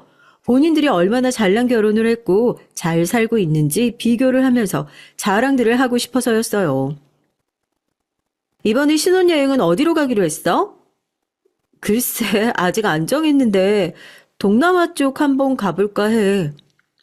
야, 신혼여행일수록 비싸고 화려한 데를 가야지. 동남아 가서 뭐니? 촌스럽게. 거기 다 빈민 가구 못 사는 동네로 재미도 없어, 야. 난 신혼여행 어딜 갔었는지 알아? 하와이로 15박 16일 갔었다고. 아, 얼마나 황홀하고 재밌었는데. 그거 알아? 거기 차들은 운전석에 오른쪽에 있다? 에게게, 겨우 하와이? 난 미국 한 바퀴 쫙 돌았는데 라스베가스에서 간 카지노에는 내가 크게 잭팟 터트려서 샴페인 한 잔씩 돌리고 막 그랬다. 이런 식으로 은근히 자기들을 과시하기 바쁘더라니까요. 혼수나 예물도 마찬가지였어요. 결혼 반지는 어디서 있어? 나 결혼할 때 오빠랑 대판 싸웠던 게 결혼 반지 때문이었잖아. 글쎄 결혼 반지를 종로에 가서 맞추자는 거야. 내가 진짜 어이가 없어가지고 우기고 우겨서 까르띠에 커플링 받아내긴 했는데 진짜 힘들었다니까. 절대 보석이나 명품백은 양보하지 마. 알았지? 심지어 결혼식이 얼마 남지도 않았는데 의사 남편을 둔 친구는 제 결혼을 말리는 듯한 발언을 하기도 했어요. 너 지금이라도 결혼 다시 생각해봐야 되는 건 어때? 솔직히 나 말만 들으면 너는 예비신랑 사람은 참 괜찮지 착하고 너한테 잘하고 근데 네 남편 능력은 별로 없잖아. 아직도 합격 기다리고 있다며? 결혼식 바로 직전에 발표가 난다며. 내가 봤을 땐 너 그 남자랑 결혼하면 딱 봐도 평생 맞벌이 하면서 살아야 되는 팔자야. 그런 사람이랑 애까지 낳고 살아봐라. 야, 남자가 경제 능력이 없으면 같이 고달파지는 거야. 너도 다른 여자애들처럼 애 낳고 몸 회복도 안 됐는데 복직해서 맞벌이 하고 싶어? 게다가 애는 어린이집이며 남의 손에 맡겨놓고 여자가 돈도 벌고 살림도 하고 그게 보통 쉬운 일이냐고. 이 결혼 늦기 전에 다시 한번 생각해봐. 전 정말 기분이 나빴어요. 맞아요. 남편은 당시 공무원 시험을 보고 있었고 1차 합격을 하고 면접까지 보고 마지막 합격 발표만을 기다리고 있었죠. 그런데 발표를 하기도 전에 초를 치는 것도 아니고 합격을 한다고 해도 제 결혼 생활이 마치 불행할 것처럼 감나라 배나라 하는 게 너무나 어이가 없었어요. 그래서 저도 쏘아붙여줬죠. 야, 아무리 돈이 좋다지만 그래도 난 너처럼 사랑 없는 결혼은 못하겠어. 너, 네 남편 순전히 조건 보고 결혼한 거잖아. 내가 너 대학 때 어떤 스타일의 남자친구 만나고 다녔는지 뻔히 아는데 네 남편 솔직히 나이도 많고 배도 나온 데다가 대머리까지 외모 가지고 말할 건 아니지만 난 그런 결혼은 정말 못하겠어. 너는 너대로 원하는 남편 만나서 잘 살고 나는 나대로 내가 사랑하는 남자 만나서 잘 살면 그만이지. 왜 남의 결혼식에 참견질이야? 기분 나빠서 너네랑은 이제 더 못 만나겠다. 앞으로 연락하지 마. 그렇게 저는 친구들에게 절교를 선언하고 집으로 가버렸어요. 걔네랑 손절하고 나니까 결혼 준비도 일사천리로 진행이 되는 느낌이 들었습니다. 신혼집도 마음에 드는 집으로 잘 구경했고 결혼을 앞두고 남편이랑 막 대판 싸우고 그러는 경우도 많다던데 저희는 의견도 잘 맞고 손발도 착착 잘 맞아서 큰 문제 없이 결혼식 준비를 잘 해냈죠. 그리고 대망의 결혼식 날이 밝아왔습니다. 조금 긴장도 되더라고요. 신부 대기실에 앉아 하객들을 맞이하고 있는데 예상치 못한 인물들이 등장해 제 두 눈이 휘둥그레졌어요. 글쎄 초대하고 싶지도 않아서 청첩장을 주지도 않았는데 대학 동기들이 결혼식에 참석한 겁니다. 야, 넌 아무리 삐졌어도 그렇지. 이제 우리 안 볼 거야? 청첩장도 안 주고 섭섭하다 얘. 그래도 우리가 이렇게 축하해주러 왔어. 고맙지? 그래, 너도 우리 결혼식 와주고 축의금도 냈고 했는데 찝찝해서라도 그건 갚아야지. 나중에 뒷말 나면 좀 그렇잖아? 아무튼 나도 축하해. 축하인지 비꼬는 말인지 아무튼 축하 인사를 건네는 애들 옆에서 의사 남편을 둔 친구는 셀쭉하게 서 있기만 하더라고요. 입을 막 삐죽거리면서 저럴 거면 초대도 안 한 남의 결혼식에 참석은 왜 했는지 저도 쳐다보기 싫어서 눈길도 주지 않았습니다. 결혼식을 마치고 남편과 함께 피로 현장을 돌아다니며 하객분들에게 인사를 하고 있을 때였어요. 걔네도 한 테이블에 둘러앉아 밥을 먹고 있더라고요. 한 명 한 명 감사하다고 인사를 하고 다니는데 걔네만 쏙 빼놓는 것도 좀 그렇고 그래도 어쨌든 그렇게 싸우고 헤어지고 초대도 안 했는데 기왕 여기까지 시간 내줘서 온 걔들 기특하기도 하고 그래서 거기에도 남편과 인사를 하러 갔죠. 와줘서 고마워. 덕분에 결혼식 잘 마쳤네. 아, 여기 이분들은 누구셔? 처음 뵙는 것 같은데. 내 대학 동기들이야. 인사해 얘들아, 여기 내 남편. 안녕하세요. 말씀 많이 들었어요. 축하드려요. 앞으로 행복한 일만 남았네요. 어색하게나마 남편도 소개를 시켜주고 인사를 나누고 있는데 갑자기 의사 남편을 둔 친구가 입을 열었고 순간 저는 차갑게 얼어붙고 말았어요. 어머, 안녕하세요. 말씀 많이 들었어요. 결혼 전에 공무원 시험 준비 중이시라고 들었는데 합격은 하신 거죠? 예? 아, 네. 합격했습니다. 축하해 주셔서 감사합니다. 어머나 겹경사네요. 취직에 결혼까지. 근데 듣기로 9급 공무원이라던데 맞아요? 그것도 요새 고시라고 그렇게 오래 준비를 하나 봐요. 고생 많으셨어요. 그나저나 9급 공무원이면 말단 중에 말단 공무원인 거죠? 공무원 월급이 참 박봉이라고 들었는데 한 달에 한 200은 받는 거겠죠? 남편은 그 얘기를 듣자마자 얼굴이 빨개졌고요. 걔가 얼마나 작정하고 크게 말했는지 순간 피로 현장이 싸하게 조용해지는 느낌까지 받았다니까요. 전 황급히 상황을 수습하려고 했어요. 예, 넌 무슨 결혼식에서 그런 얘기를 해? 초면에 그런 걸 묻는 건 실례지. 너네 술 한 잔씩들 했어? 취했나 봐. 어머 자기야, 저기 우리 회사 사장님도 오셨다. 저기로 인사하러 가야겠다. 그럼 맛있게들 먹고 가. 내가 신혼여행 다녀와서 연락할게. 거기서 시댁 어르신분들, 제 가족과 친척들, 하객들도 많은데 막 따지고 얼굴을 붉히고 싸울 순 없잖아요. 도망치듯이 남편의 손을 잡고 그 자리를 벗어나는 게 급선무였어요. 자리를 뜨면서 언뜻 보니까 의사 남편을 둔 친구 얼굴 표정이요. 아주 고소하고 후련해 보이는 거예요.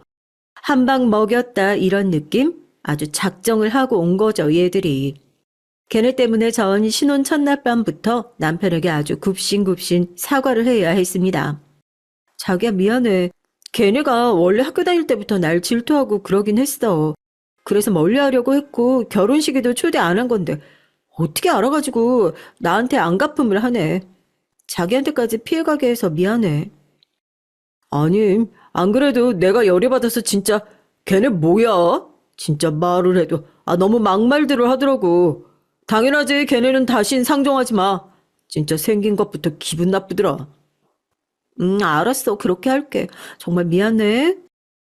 다행히 남편은 처음 있는 일이기도 하고 그 친구들과 앞으로 안 만난다고 하니 넘어간다고 했지만 문제는 시댁 어른들이었습니다. 결혼식장에서 제 친구들이 남편을 무시하는 발언을 한 걸 시댁에서 아시고는 정말 노발대발 하셨어요.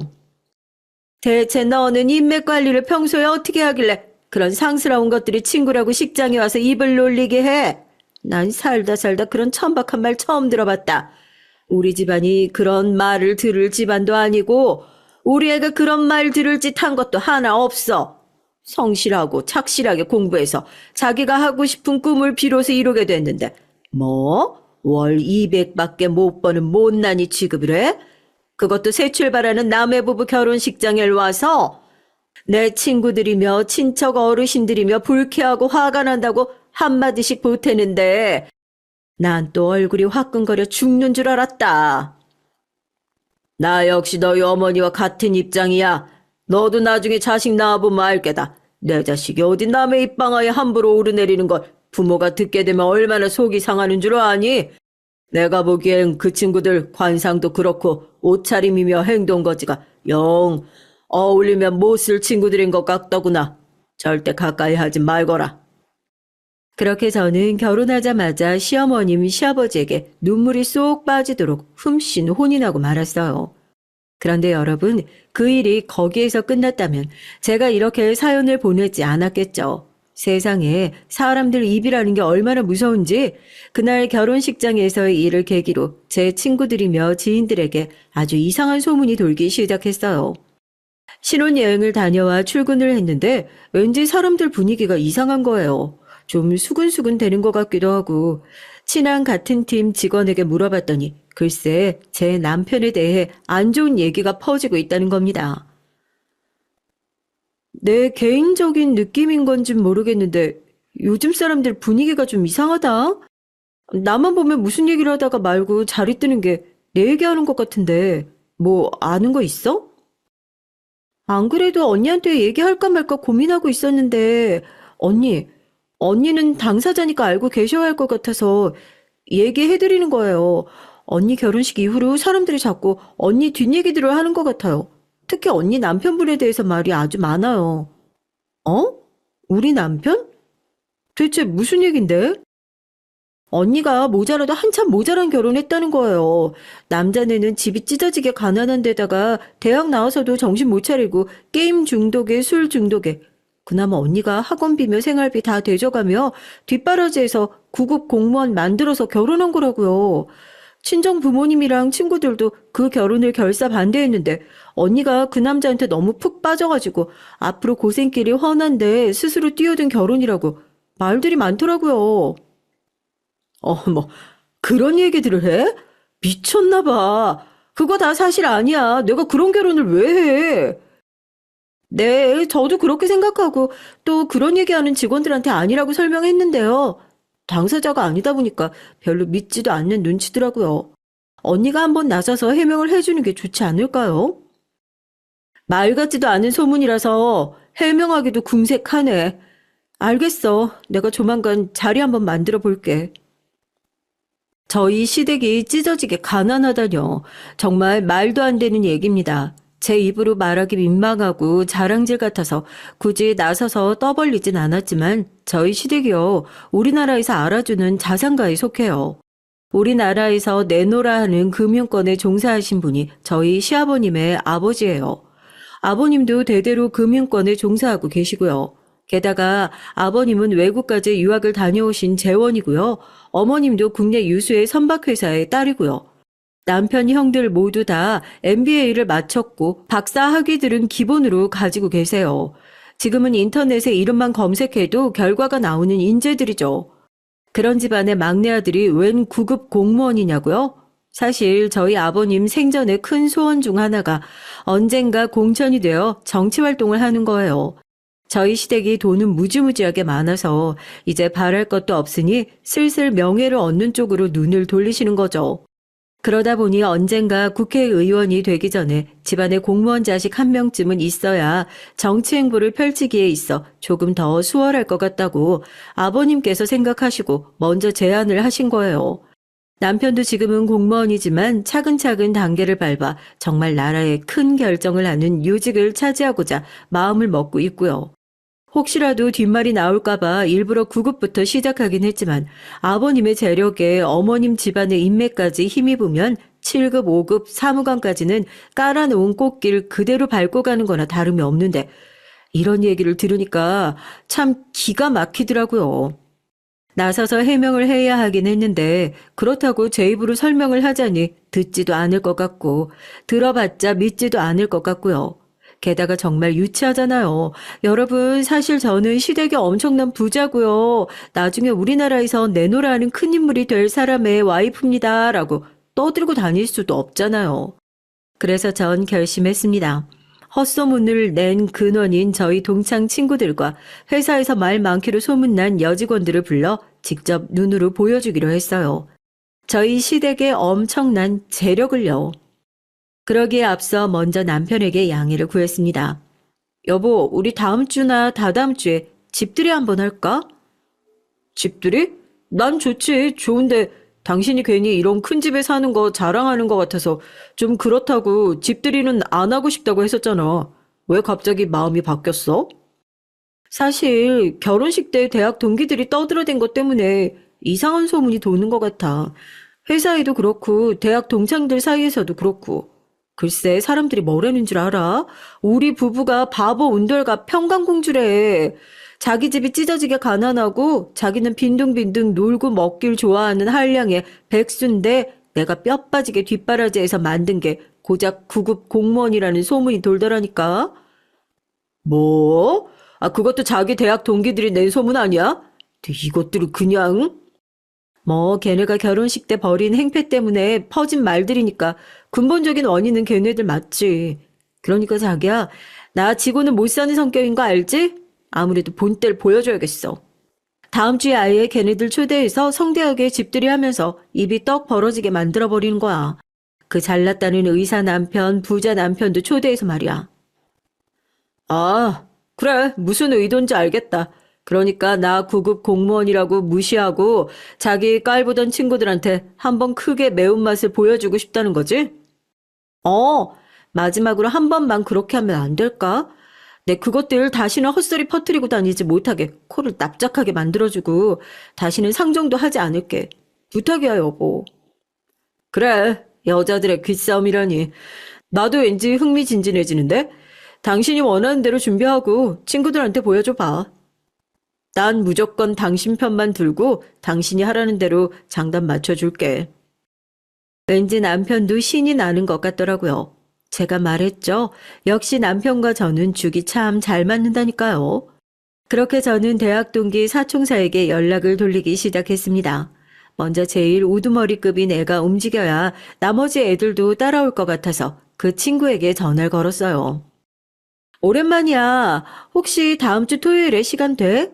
내가 너네한테 그때 그렇게 화를 내고 돌아선 게 너무 미안하기도 하고, 그 와중에 결혼식까지 와준 게 고맙기도 하고, 그래서 자리를 한번 마련하려고 하는데, 네가 웬일이야? 평생 절대 다시 안 볼 것처럼 하더니? 에이, 내가 미안해. 그래도 대학 때 너네가 나 진짜 많이 챙겨줬잖아. 결혼하고 보니까 그래도 니네밖에 없다 싶어서. 그때 남편이랑 같이 와. 우리 남편이 우리 사총사들 남편 중에서 제일 어린 거 알지? 형님으로 모시겠대. 다들 친해지면 부부 동반으로 가끔 모이고 하면 좋잖아. 그래? 형님으로? 알았어. 한번 생각해 볼게. 저렇게 얘기하는 건 거의 반쯤 넘어왔다는 소리거든요. 다른 친구들에게도 신속히 연락을 돌렸죠. 약간의 이간질은 덤으로 하고요. 너희 혹시 내 결혼식 때 화장실에서 너네끼리 싸웠어? 무슨 소리야? 아니, 내 회사 후배가 화장실에 있다가 들었는데 뭐가 마음에 안 드는지 애들이 네 욕을 정말 살벌하게 하더래. 결혼식도 못 올리고 사는 애라 이런 데 오면 좀 표정이 구리다든지 애는 좀 떼놓고 오지 이런 날도 데리고 와서 구질구질해서 못 다니겠다든지 딱 들어보니까 네 얘기하는 것 같은데 아 이렇게까지 애기하는 걸 보면 너네가 크게 싸워서 그런 거 아닌가 걱정이 돼서 뭐? 그거 내 얘기하는 거 맞는 것 같은데? 그러고 보니까 걔네들끼리 화장실 간다고 다녀오긴 했어. 아, 난 주차장에서 차 시동 걸고 있었고. 근데 이것들을 그냥. 아우, 화내지 마. 원래 뒤에서는 나라님도 욕한다잖아. 너네끼리 내 욕도 많이 하잖아. 다 그런 거지 뭐. 안 그래도 다음 주에 우리 집들이 하려고 했거든? 그때 걔네도 온다는데 너도 올래? 다 같이 오해도 풀고 재밌는 시간 보내자. 다른 친구들에게도 마찬가지로 연락을 돌렸습니다. 다음 주에 우리 집 집들이 할게. 놀러와. 너네 집이 어딘데? 한남동에 새로 생긴 펜트하우스 알지? 거기 맨 꼭대기층으로 오면 돼. 뭐? 거기가 니네 집이야? 말도 안 돼. 거기 90억이 넘는데 거기가 니네 신혼집이라고? 어, 어떻게 그렇게 됐어. 집 구경도 할 겸 남편 데리고 와. 다른 애들도 온다고 했어. 은근슬쩍 저희 집 주소도 흘리고 했더니 다들 빼지도 않고 온다고들 하더라고요. 그렇게 저는 대학 동창 사총사를 집들이에 초대했습니다. 걔네 남편들도 같이요. 초장부터 기선제압을 싹 해야겠죠? 저는 드라마의 우아한 사모님이 입을 법한 롱드레스를 홈웨어로 입고 친구들을 맞이했어요. 아침부터 얼마나 바빴다고요. 샵에 가서 머리하고 메이크업도 받았는걸요. 남편도 마찬가지였습니다. 샵에 가서 간단한 피부 관리와 머리 손질을 받았고 꾸민 듯 안 꾸민 듯 적당히 편안하면서도 값비싼 명품 옷을 골라 입었죠. 남자들의 자존심은 시계라면서요. 친구 남편들이 오면 악수를 하면서 자연스럽게 시계가 드러나게 될 텐데 그에 대비해서 우리나라에 딱 한 개만 들어왔다는 수억짜리 시계를 차기도 했고요. 드디어 초인종이 울리고 친구들이 하나 둘씩 들어오기 시작했어요. 다들 나름 어깨에 힘도 줬더라고요. 친구의 의사 남편은 몇 가닥 남지도 않은 머리를 한 올 한 올 정성스럽게 빗고 오기도 했어요. 차례로 고급 와인이며 과일 바구니를 선물로 가져와 내밀더라고요. 처음 뵙겠습니다. 아유, 이렇게 좋은 집에 초대까지 해주시다니 정말 감사합니다. 듣던 대로 미인이신데요. 과찬이세요. 감사합니다. 이거 저 주려고 가져오신 선물이신가요?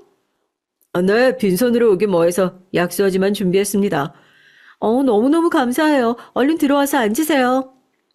사람들은 현관에서 끝없이 이어진 복도를 통해 거실로 들어서자 그야말로 눈이 휘둥그레진 모습이었어요. 집이 크고 호화로워도 정도껏이어야죠. 마음대로 구경을 하게 내버려 두고 전 일하는 아주머니를 불러 가져온 선물들을 줘버렸어요. 아줌마, 여기 와인이랑 과일들 이따가 퇴근할 때 가져가시게 차에 실어두세요. 저흰 이런 거 잘 안 먹는 거 아시죠?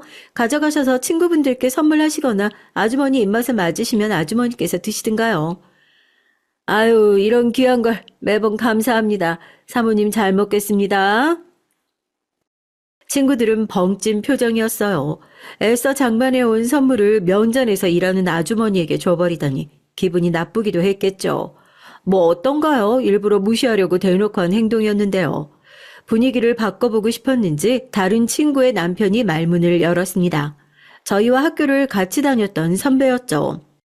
야, 너 출세했다. 우리 같이 대학 다닐 땐 네가 이런 집에서 살 거라고는 상상도 못했었는데 어떻게 이렇게 으리으리한 집에서 살게 된 거야?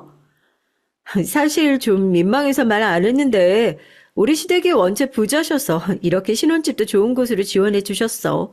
나는 애들 말처럼 30평대 브랜드 아파트에서 검소하게 시작하고 싶었는데 어머님이 얼마나 만류하시든지. 사실 남편 혼자 자취하던 집도 40평이 넘었었거든. 그런 데서 혼자 살다가 나까지 들어와서 살면 얼마나 갑갑하겠어. 이래저래 큰 집으로 구한 거지. 앞으로 애도 낳아야 할 테고. 아, 그리고 여기가 결정적으로 우리 회사랑 진짜 가깝다? 차로 한 10분밖에 안 걸려. 여러모로 시댁 어른들이 나 참 배려 많이 해주신 거야.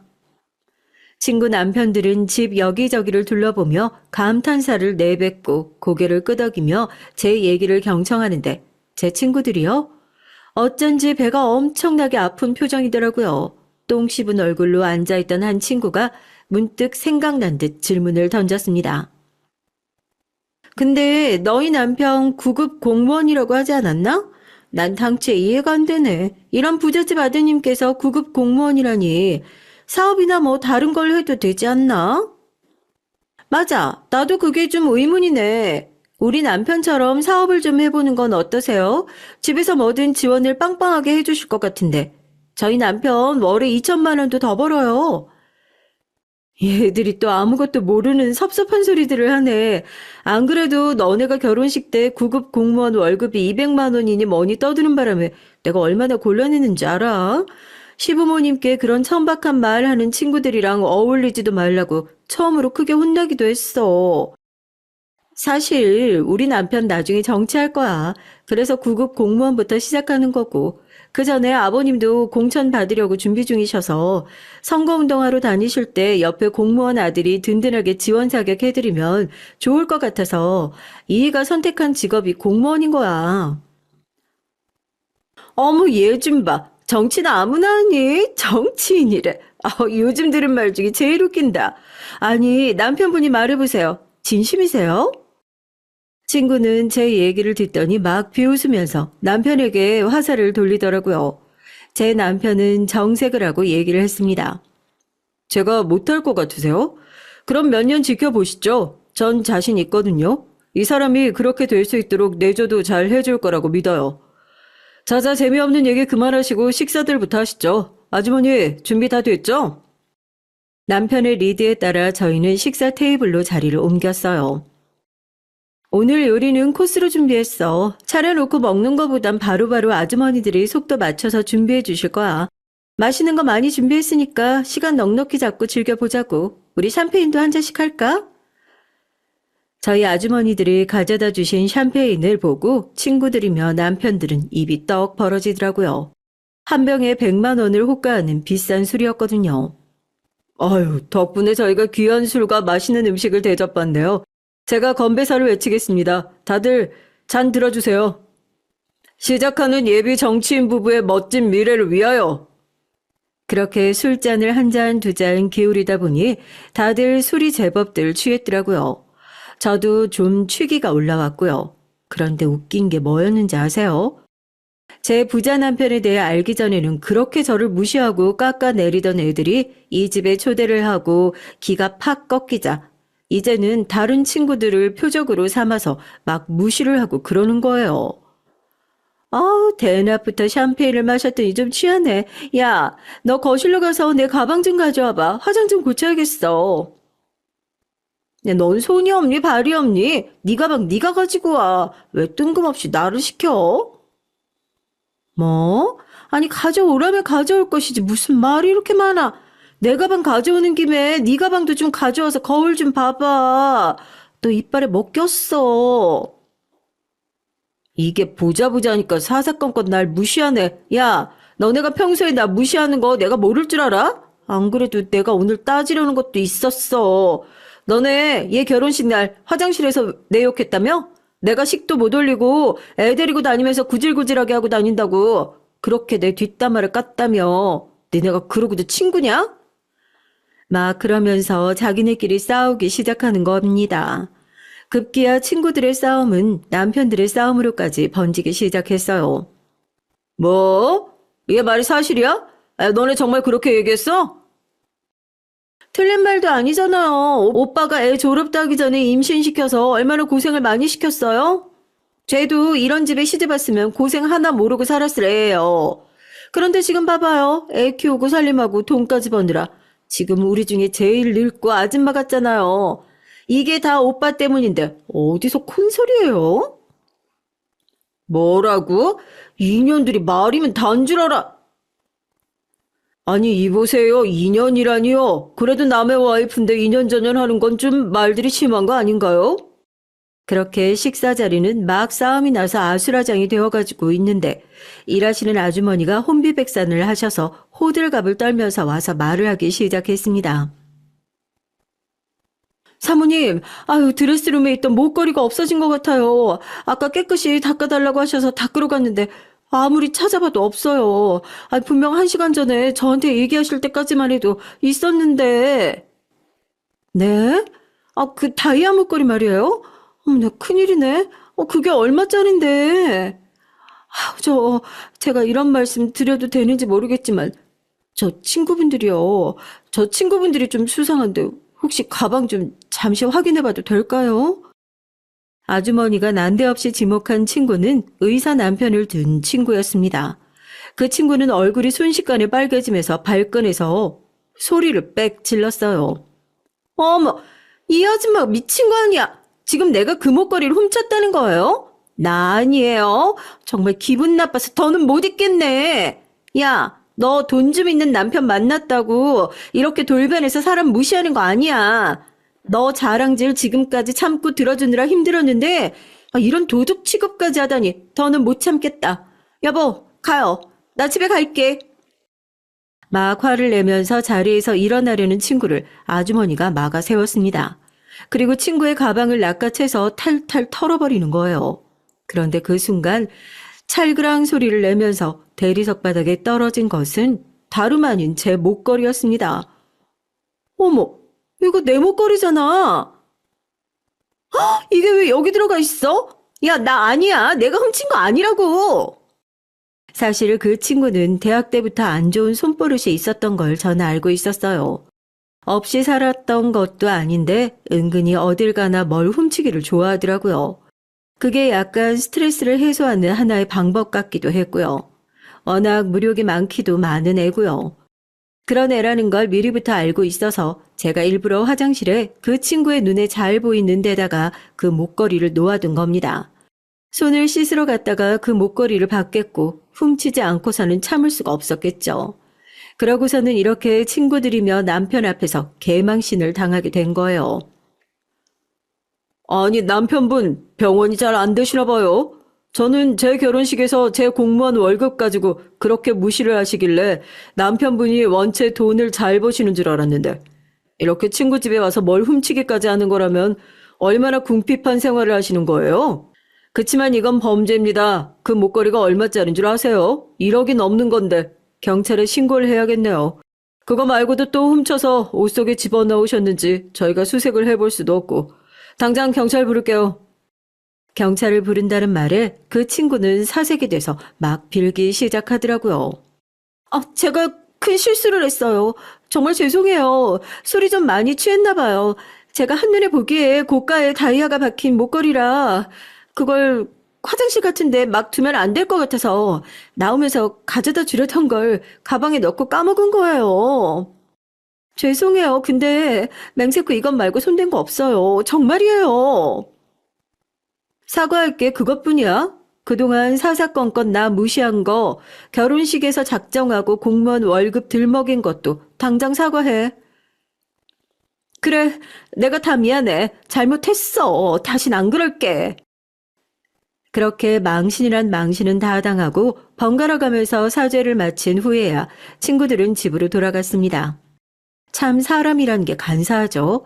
제 남편과 제가 그런 으리으리한 집에서 부자로 사는 걸 알자마자 애들은 그렇게 전화를 걸어 돈을 빌려달라고 하더라고요.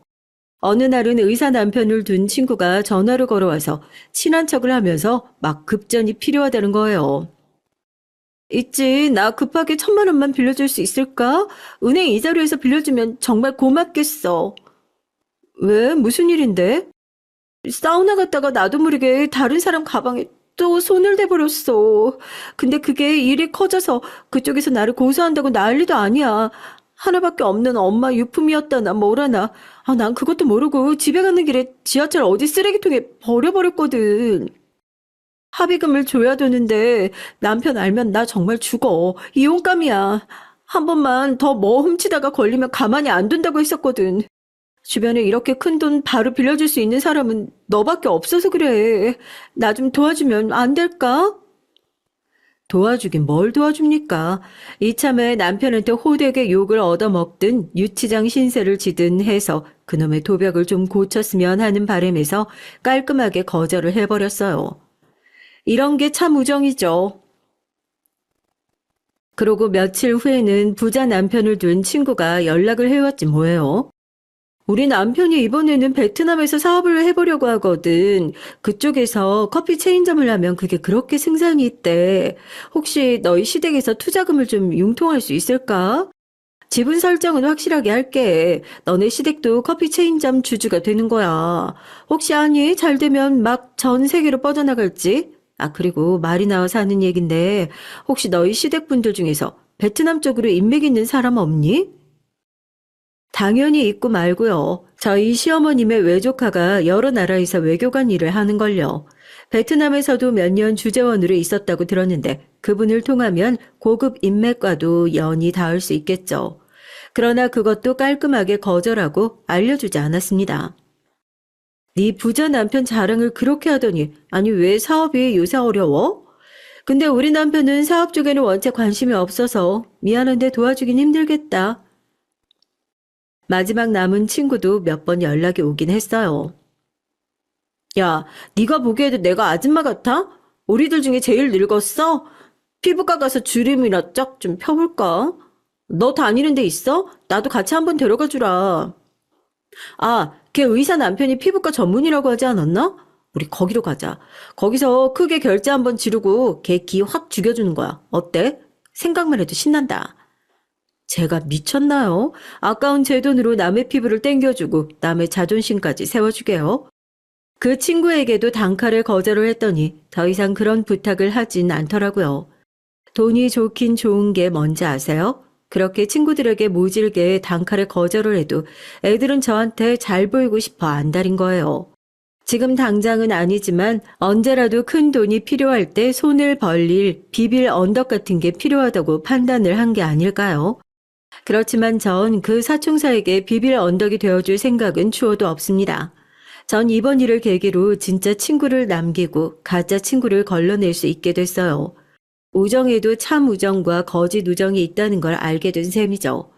제 진짜 친구들은 제가 결혼할 때 진심으로 제 얘기에 귀 기울여주고 따뜻한 마음을 나눠준 고등학교 동창생들이라고 생각해요. 실제로 정말 힘이 되고 있어요. 살면서 회사 일이 힘들 때, 남편과 다퉜을 때, 자식이 속을 상하게 할 때, 희로애락을 나누며 같이 울고 웃어줄 친구들임이 분명합니다. 그 친구들에게도 제 남편의 정체를 밝혔고 처음에는 굉장히 놀랐지만 전과 사이가 달라진 건 하나도 없어요. 이젠 당당하게 친구들에게 도움을 주긴 해요.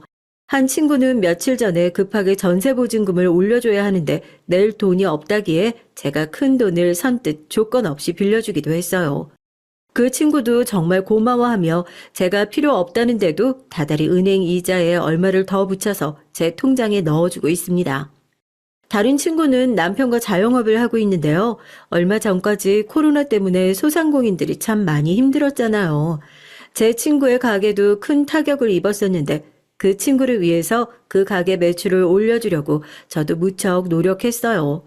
제 친구들, 회사 사람들, 남편 인맥을 동원해서 손님이 끊이지 않게 했고 저 역시도 기회만 되면 그 식당에 가서 결제를 했고 가게 일도 돕고 그랬죠.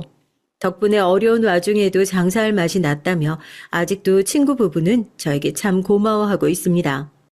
앞으로 남은 인생도 저는 진짜 친구들과 진한 우정을 나누며 함께 늙어가고 싶어요. 여러분께서도 그런 친구들이 있으시죠? 지금이라도 늦지 않았습니다. 다른 친구들은 하루빨리 손절하시고 진짜 내 사람만을 곁에 두시는 것을 적극 추천합니다. 지금까지 제 얘기 들어주셔서 정말 감사합니다.